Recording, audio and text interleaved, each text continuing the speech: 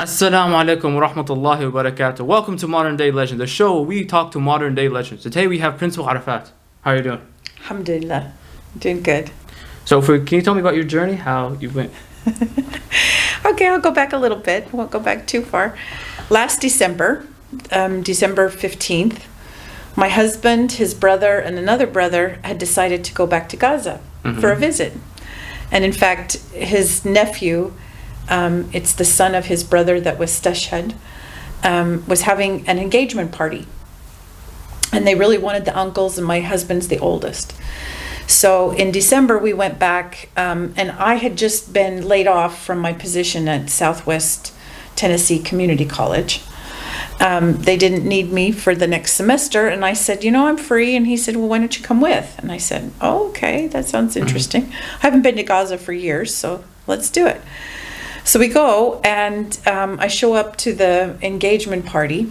So, sorry, stop it. What were you doing at the Texas Community College? Oh, it was called Academic Success. It was first-year students, first-year students.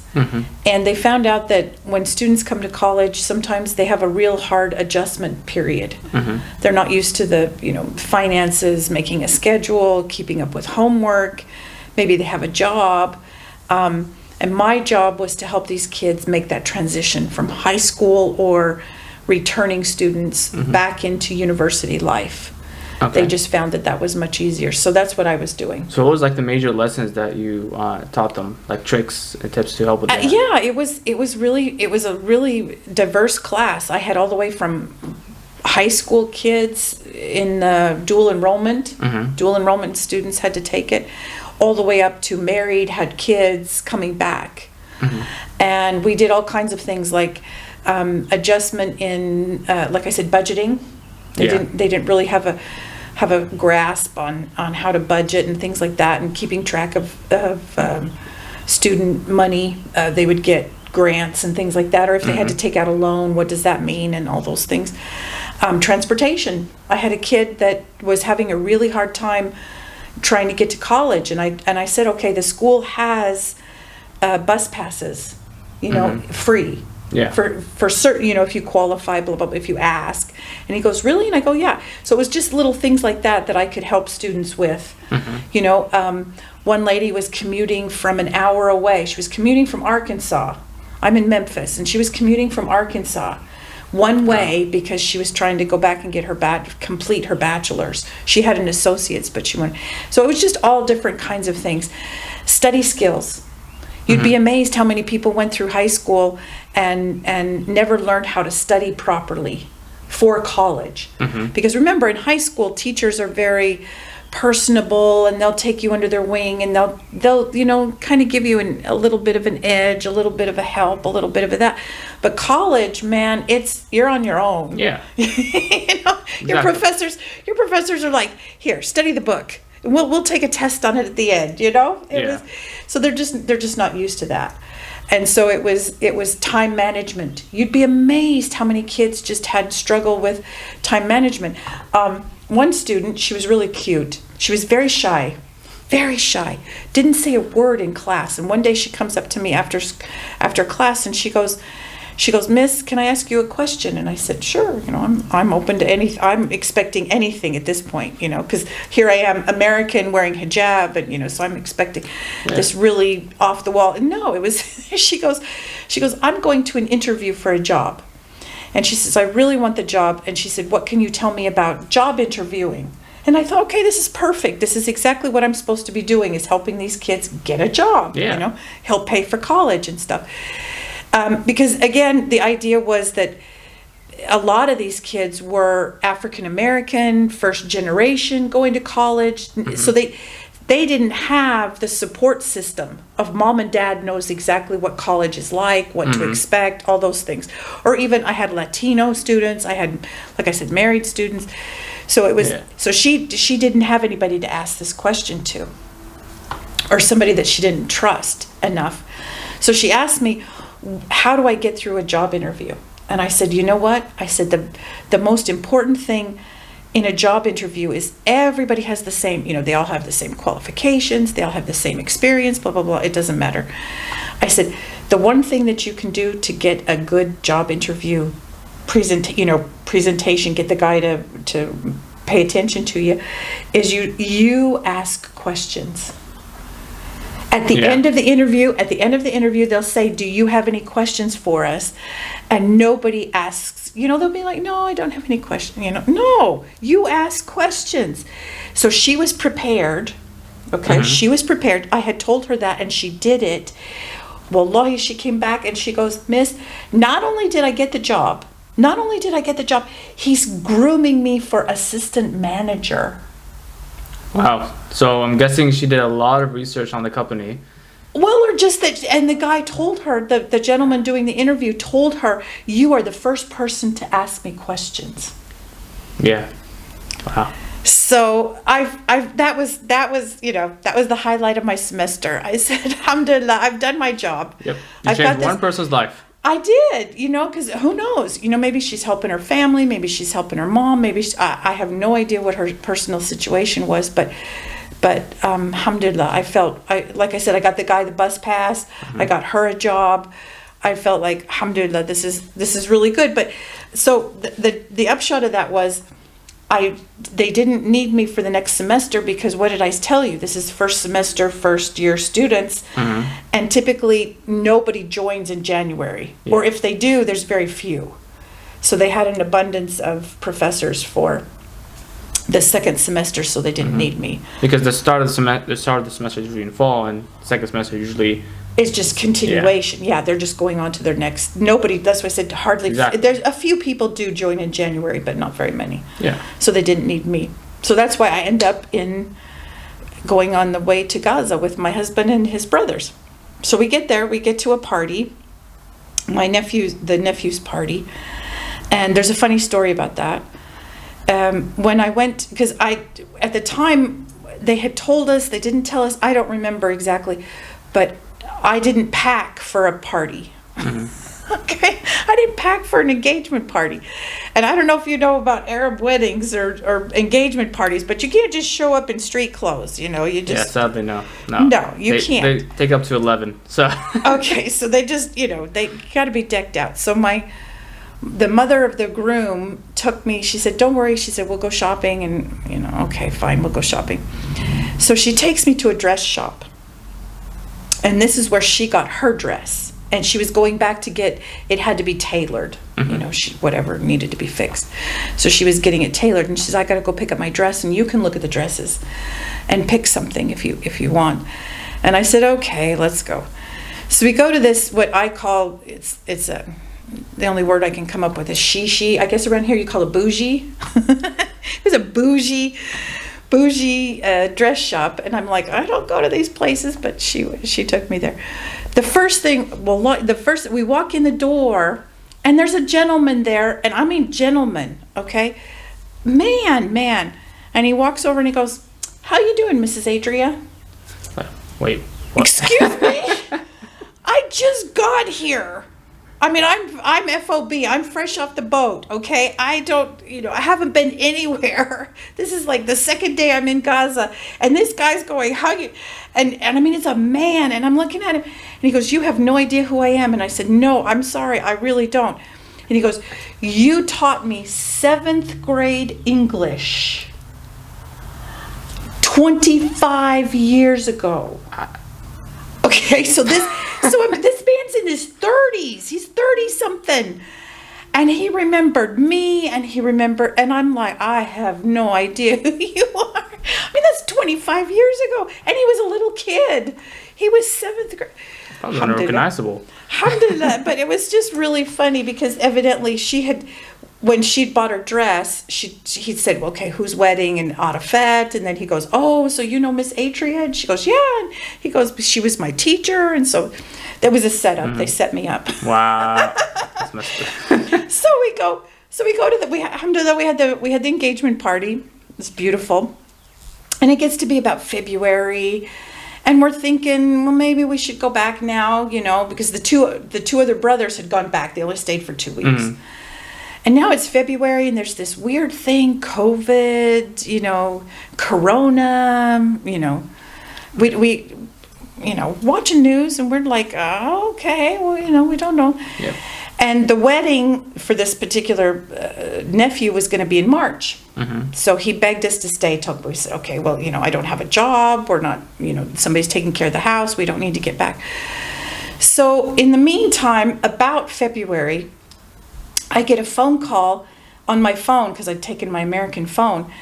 And the number, you can see it registers, and it said Panama City, Florida. And I'm going, I don't know anybody in Panama City, Florida. I don't even know where Panama City, Florida is. So I just don't answer phone numbers I don't know. So I just let it go to voicemail. Safe thing to do. Just let it go to voicemail, and they didn't leave a voicemail. So I figured, okay, it's just some sort of, it's that car warranty people that are driving me crazy. Oh my God. Yeah. So that was February. So the wedding happens in March. And the wedding was on March 7th, and we'd already put our names down. I don't know if you know anything about Gaza, but to get out or in, you have to put your name on, you have to get permission to go in and out. So we put our names to go out on March 15th. So the wedding happens, alhamdulillah, everybody's happy, everybody's fine. We had a really nice party, and by now everybody's like, the wedding halls are closing, the this, the that. We had a small wedding. We didn't have a large wedding. But alhamdulillah, we had a wedding, with people and everything. So by about March 13th, they closed the border. Nice. Closed. I mean, no idea when it's going to open. Nothing. Okay. And about that time, and we're like, what is this Corona stuff? Basically what that meant is then Gaza becomes a giant no-go zone or whatever. So anybody coming in, they eventually open it up like 2 weeks later to let people in, but you had to quarantine for 21 days.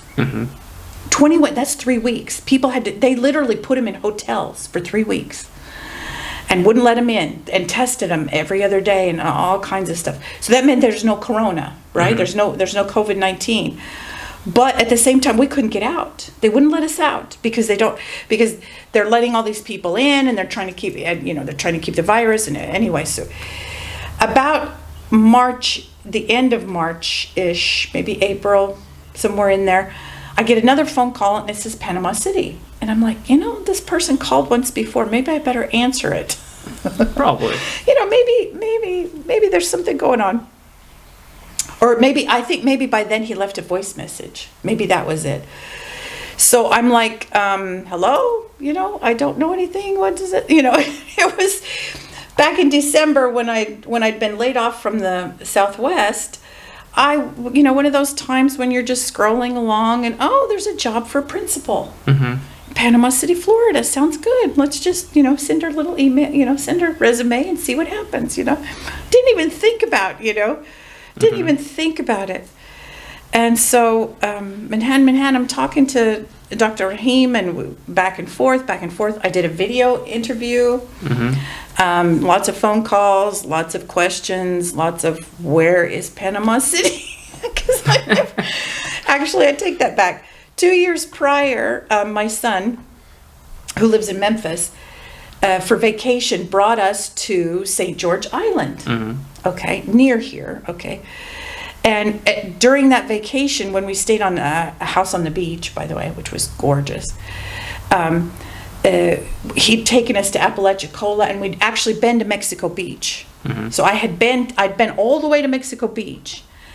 And had tried to, and then when I looked up Panama City, I'm like, wait a minute, make it a little wider. Wait a minute, I know where this is. I've been there. Well, not here, but I've, so I felt a little better. At least I'd been in the neighborhood, So anyway, negotiations, talking back and forth, this, that, and the board decided that they wanted me.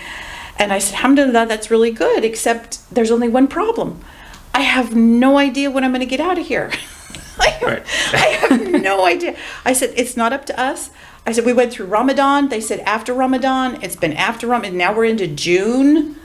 Now we're into June, and they keep saying next week, 2 weeks from now, we're going to open the border.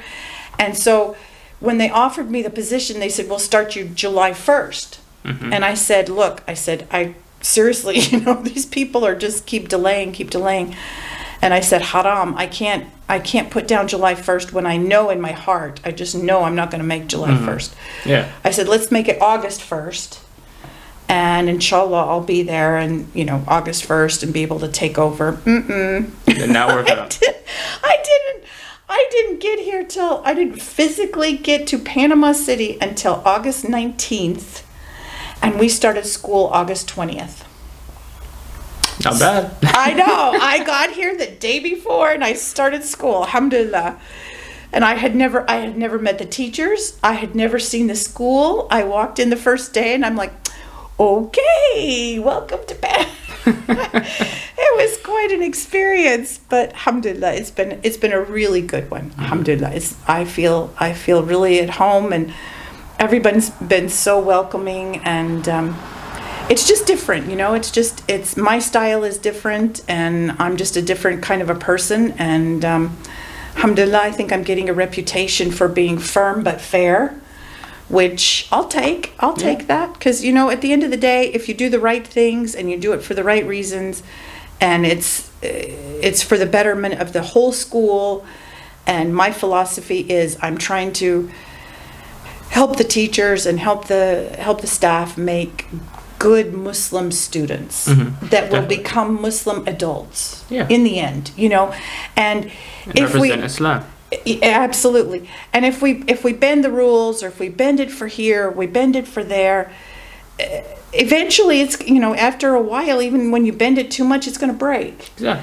So my philosophy is if it's the right thing, even, it's going to upset teachers, it's going to upset parents, it's going to upset students. At the end of the day, wallahi, I can stand before God and say, I did the very best I could, and I had the very best intentions, and I tried to follow the best advice and the best way to do it for Allah, So, alhamdulillah, I'm here, and it's had a couple of, bumps and detours, and, COVID's been quite a challenge. We started off with half the students online.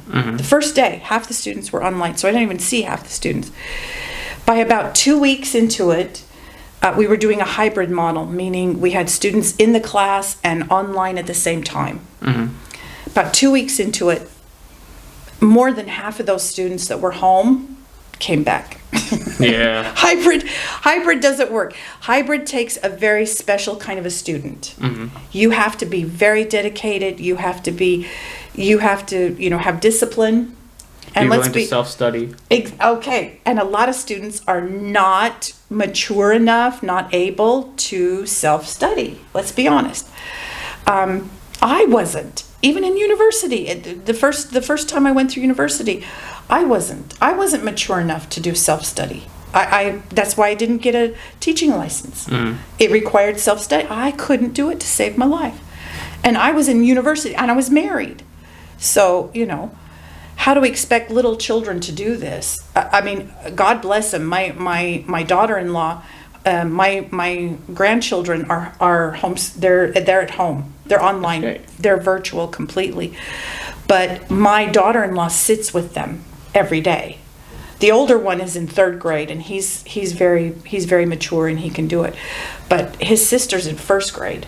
My granddaughter's in 1st grade, and she 10 minutes and she's bouncing off the she's up and going to the bathroom, going to the kitchen, it's just nuts. And so here, after 2 weeks, I didn't have to push or nothing. It was the parents. The parents found out how really hard that is, and that the kids are not sitting and doing virtual. So over half the people came back. So now we have very little numbers trickling in. People are not so scared. They understand, because our system was, we're taking temperatures before they even get out of the car. We don't want them to come into school and then find out they have a temperature. So we do it in the car. We sanitize everything. We don't let the kids mingle. They're in their classes. They go outside. They do these kinds of things, but they don't mingle. So we're doing everything. Well, it's subhanAllah, it was everything that the CDC has recommended. We've been doing from day one, right? Wearing masks all day, trying to do all these things. Alhamdulillah. So after about 2 weeks, more than half were back. And so we're trickling in one by one by one. And we were down to just a few here and there, a 3rd grader, a 5th grader, a 7th grader, one. And I'm like, this is just not working. We need to get these kids back, because I'm sorry, but you'd have to be Superman to do hybrid. It just doesn't work. Yeah. Because when you're paying attention to the person on the screen, you're not paying attention to the class. And if you're paying attention to the class, you're not paying attention to the person on the screen. It's like teaching 2 classes. It is. It was. And so they're getting 50-50. I mean, I'm sorry, but they're just getting 50-50. And for a majority of those one student here, one student there, they were failing. I'm sorry, but they were just failing. It just wasn't working for them. And so I talked to the parents individually and said, this is not working, obviously. Whatever you're doing, whatever we're doing, it's just not clicking. So please bring the kids back. So alhamdulillah, we've got everybody back. Only 8th grade is still online. And alhamdulillah, everybody else, other than 11 and 12, which has always been online. And even at that, they're still struggling with the mature. It's that self-directed study, kind of a thing. Getting up, getting to the classes, even though later on they still attend university online. But it's been a struggle. But alhamdulillah, I think overall we've done a really good job under the circumstances. So I've got a really good team of teachers, and they've tried really hard to make this year as fun and as interesting as possible. Yeah, and I want to go back to what made you go to Islam. What led you to the Islam itself? Oh, it's a funny story. 38 years ago, I met my husband. He lived in one dorm. I lived in another dorm. My dorm had the lobby, and then the first floor were men, and then where I lived, and then another floor of girls above us. Why did we have men in my building? Because my building had kitchens, and there were a lot of people from overseas who didn't like dorm food, if you will, and they would cook their own food, and the consequence of that was that my building had a ping pong table, and my husband would come over and play ping pong we had people from Nigeria, from Vietnam, from Bangladesh, from all over, and they were very good ping pong players. Very competitive. Very, very good ping pong players. My husband loved ping pong, and he would come play ping pong in the lobby. And how many people can play ping pong? Up to 4. Well, but typically 2. Yeah. So while he's waiting to play, to take his turn, he would come over and he would sit and talk with me. So we spent hours and hours and hours talking. And anyway, we met about Halloween, and by about the 1st of January, he comes and he goes, I've been pressured or put under scrutiny to either marry you or move to South Dakota, because we don't date. Our culture, we just don't date. And I'm looking at him like he's, crazy. And I said, well, what do you want to do? And he said, I want to stay with you. I want to marry you. And I said, okay. And then he goes, there's only one, there's obviously a lot of problems, but what's the biggest problem was at that particular time, I wasn't anything. Okay, I had never been baptized. I wasn't Mormon, I wasn't Christian, I wasn't Jewish, I wasn't Muslim, I wasn't anything. And he was like, I can't marry a nothing. And I'm like, okay. And the story is that my mom was Mormon and my dad was Catholic.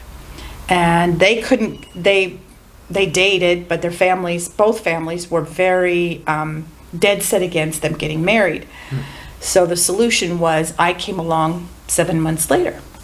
Let's just leave it at that. Mom and Dad had a Catholic wedding and a Mormon reception. And so my mom had not converted to Catholicism, but she'd taken the whatever she needed to do for the wedding.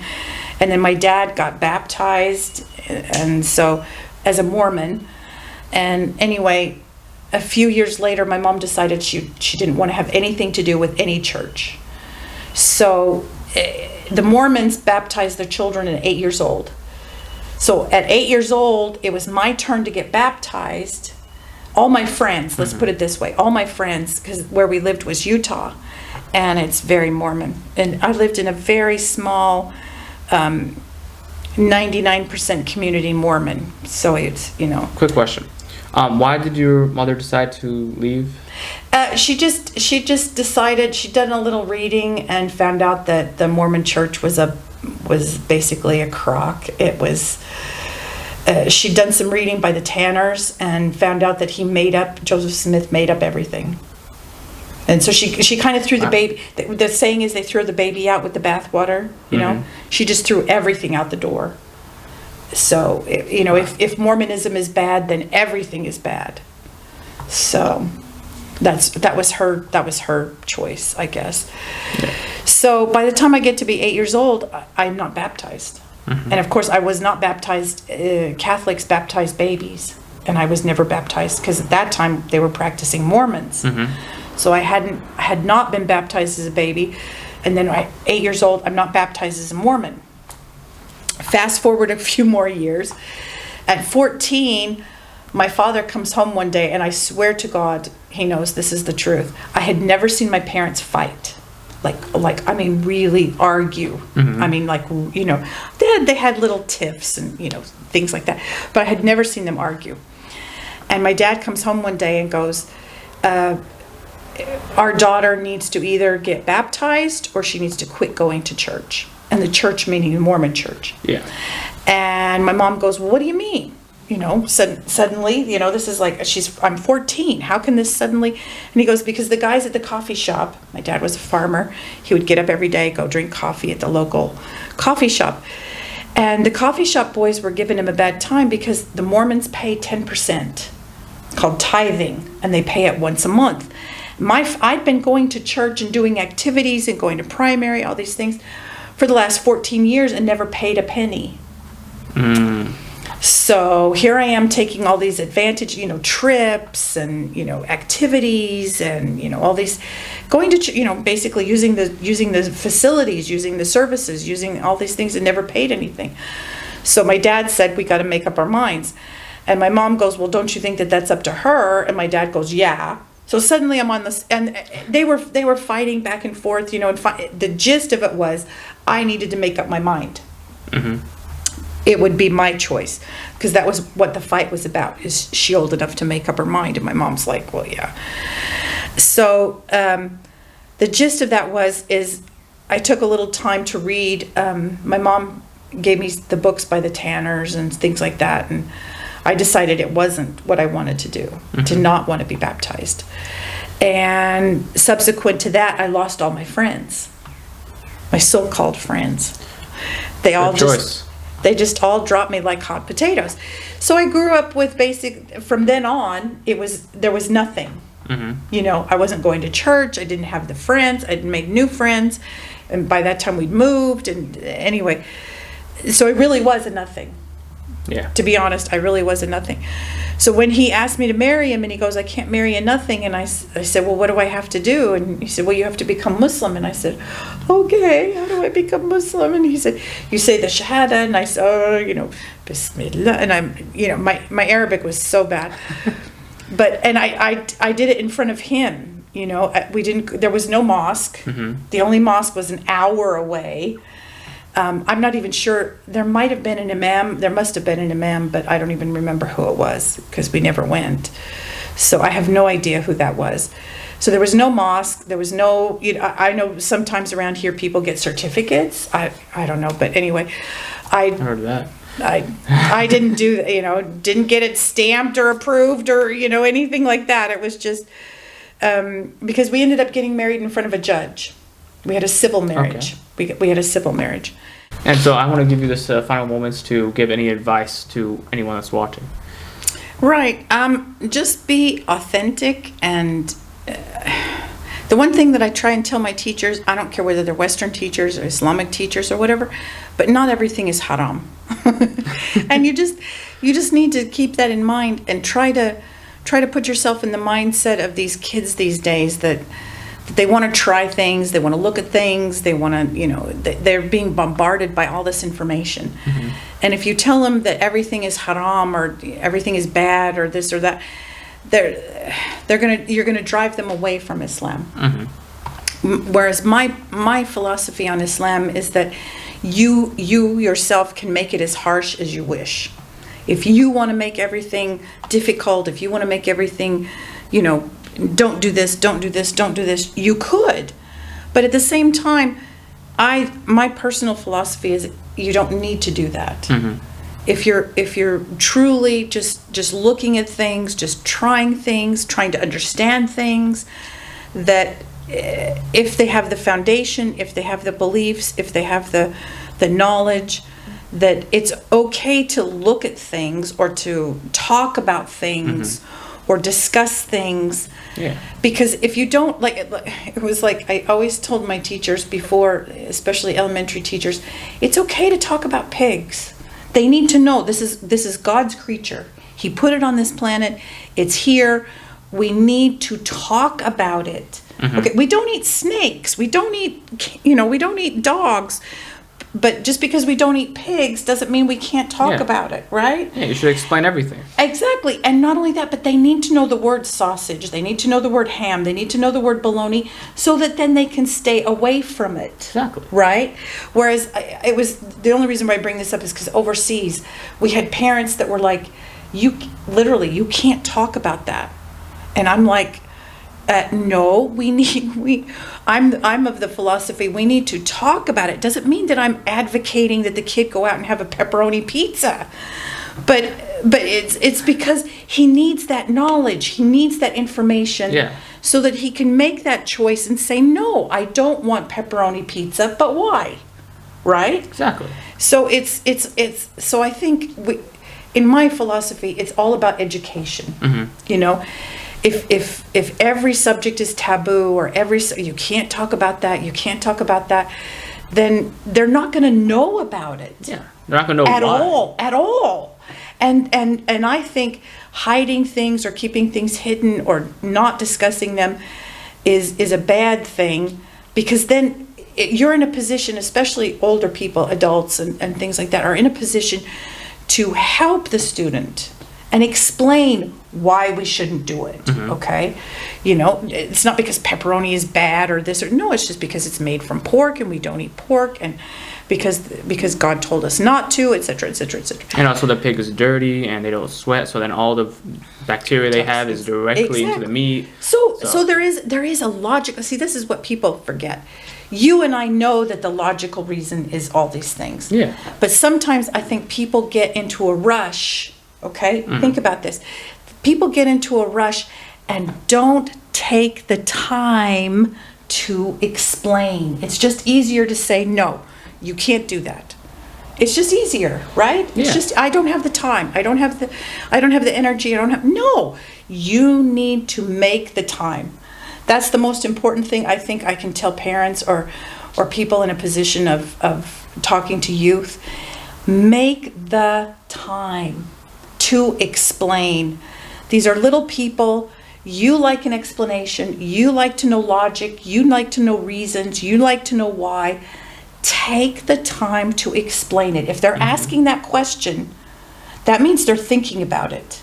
Exactly. And if they're thinking about it, you need to take the time and the effort and the right way to present it, so that, okay, that's logical. I understand now. I can go on, and they'll quit obsessing about it. Exactly. Because if they obsess about it and they don't get a logical reason, then they will reject the idea.